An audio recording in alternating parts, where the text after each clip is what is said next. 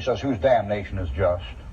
Now, there are some people who do teach that, but they're not Bible-believing Christians. There are some people that teach what they call a mental reservation in their church, and they teach that it's perfectly all right to get in the stand and lie as long as it's for the glory of the church.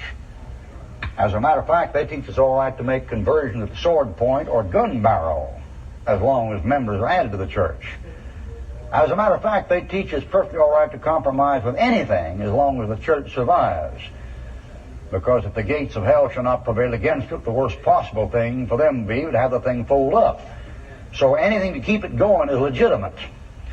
And we call those people Jesuits. And I'll read you some of the stuff on these days in church history, where they do affirm the mental reservation that it's perfectly all right to lie and to steal and kill as long as God gets the glory.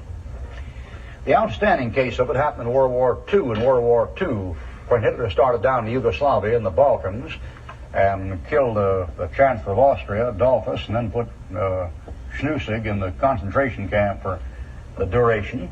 When he came down through there, the Italian popes saw their chance once again to restore the Habsburg monarchy to Austria and put in a king and make Europe the Holy Roman Empire again.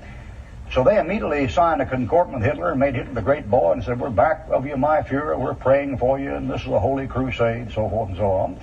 All the bishops and priests in Yugoslavia got behind him, and all went behind him. And over in Yugoslavia, down in South Yugoslavia, there are two bunches of people called Croats and Serbians, from Croatia and Serbia. And the Croatians are Catholic, and the Serbians are Greek Orthodox. When Hitler started down there, the Croatians rose up with the fascist armies, with Hitler, and began to kill all the Serbians, the Greek Orthodox, who wanted to fight Hitler, go against him. When Hitler came down, the Croatians had their way with that country for 3 years. In those 3 years, they hand-murdered, hand-killed by knives, clubs, and guns over 200,000 Greek Orthodox people who were not Roman Catholic, took their children, put them in monasteries, confiscated their property, banished them, and the rest of them they forced to become baptized Roman Catholics. And when they did, you'll find that material in Avro Manhattan's Vatican Imperialism in the 20th Century.